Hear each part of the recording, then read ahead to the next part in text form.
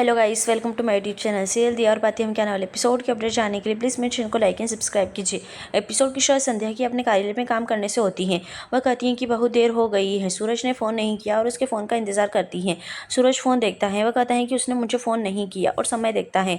वह कहता है कि वह अभी व्यस्त होगी, उसे परेशान करना अच्छा नहीं होगा। वह कहती हैं कि अभी उसे फ़ोन करने दो, मैं बात नहीं करूँगी। वह उसे मैसेज करके पूछता है कि वह कैसी है। वह उसका संदेश पाती है और मुस्कुराती है। वह उसका संदेश पढ़ती हैं क्योंकि वह पूछता है कि क्या वह खाने के लिए कुछ विशेष चाहती है। वह सोचती हैं कि उसे क्या हो गया है। वह किसी भी बात पर गुस्सा हो जाती हैं। वह उसके मिजाज के बारे में सोचती हैं और उसके साथ सब कुछ ठीक है। वह कहती हैं कि वह भाभो से पूछेगी नहीं, उसे चिंता होगी और अनीता से फ़ोन करती हैं। वह अपने मूड के बारे में बताती है और अंकिता इस पर हंस पड़ती है। संध्या पूछती है कि क्या मेरे व्यवहार में बदलाव सामान्य है। अंकिता कहती है नहीं, यह आपके और बच्चे के लिए और यह बदलाव गलत नहीं है और गुस्सा गर्भावस्था के लक्षण और मूड में बदलाव है। अंकिता उसे सूरज का नाम लेने और उसे कसकर गले लगाने के लिए कहती है। सब ठीक हो जाएगा। संध्या मुस्कुराती है और कहती है कि मेरी टांग मत खींचो, मैं कॉल खत्म कर दूंगी, मैं व्यस्त हूँ। वह बुलबुल के बारे में पूछती है, अपना ख्याल रखना और बच्चे का भी। अंकिता कहती है ठीक है।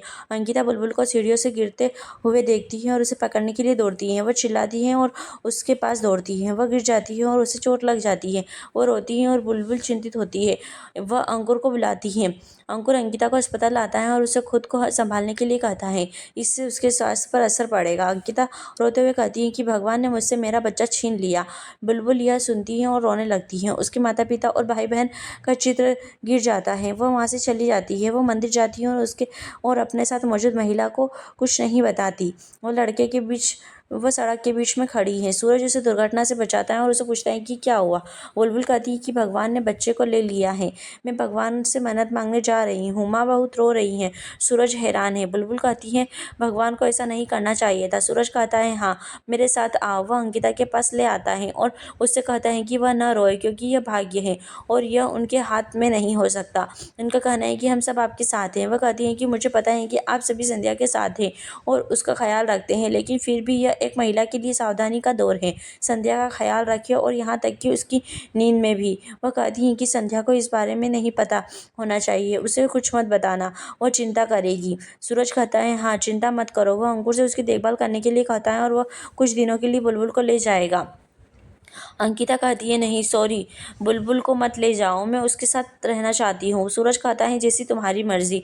अंकुर उससे कहता है कि वह संध्या को न कहे। सूरज कहता है चिंता मत करो, मैं उसे नहीं बताऊंगा। सूरज भाभो को फ़ोन करता है और उसे सब कुछ बताता है। भाभो रोते हुए कहती है कि मैं संध्या को नहीं बताऊंगी। संध्या घर आती है और भाभो उसे बताती है कि संध्या आई है और कॉल खत्म कर देती है। संध्या कहती है कि उसे बहुत भूख लगी है, खाने में क्या बनाया है। मीनाक्षी और इमली कहती हैं कि ये आपका पसंदीदा खाना है। संध्या उसे छवि को बुलाने के लिए कहती है। इमली का कहना है कि वह दाइसा की बहू के साथ है। मीनाक्षी कहती है कि वह अकेली आई थी और उसे कान्हा नहीं मिला।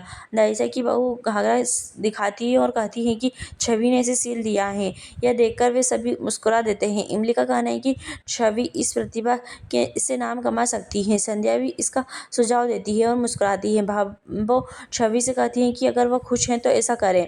संध्या ने छवि को मुंबई जाने के लिए तैयार होने के लिए कहा। छवि का कहना है कि उन्होंने अपनी कड़वी बातें बताई हैं, उन्होंने यह जानबूझकर सही कहा है। संध्या हाँ कहती है तो उसके आत्मसम्मान को ठेस नहीं पहुंचती और वह अपनी छुपी प्रतिभा को बाहर नहीं ला पाती।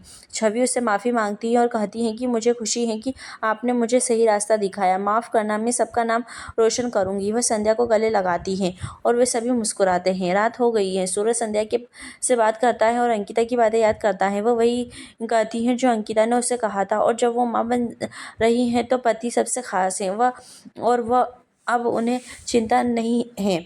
वह कहता है कि अंकिता ने सही कहा, मैं तुम्हारे साथ हूँ। वह उसे बैठाता है और वह कहती है कि उसे दूध नहीं पीना है। वह आइसक्रीम मांगती है क्योंकि यह दूध से बनी होती है।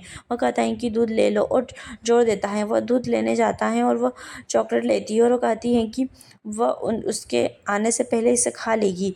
बाबा कमरे में आती है और बाबा साहब उस दवा लेने के और सोने के लिए कहते हैं। भाभो कहती हैं कि उन्होंने संध्या की अंगूठी देखी और जो उन्हें जाल में मिली थी। वह कहती हैं कि इसका मतलब है कि संध्या वहाँ आई थी और उसने कहा कि वह नहीं आई। वह पूछते हैं कि क्या उसे याद नहीं है कि वह वहाँ आई थी। वह पूछती हैं कि ऐसा कैसे हो सकता है, कुछ तो है, मैं संध्या से बात करूँगी। सूरज संध्या के पास आता है। जब वह उससे छिपकर चॉकलेट खा रही होती है, वो उसे देखता है और वो तनावग्रस्त हो जाती है और वो चॉकलेट छुपाती है।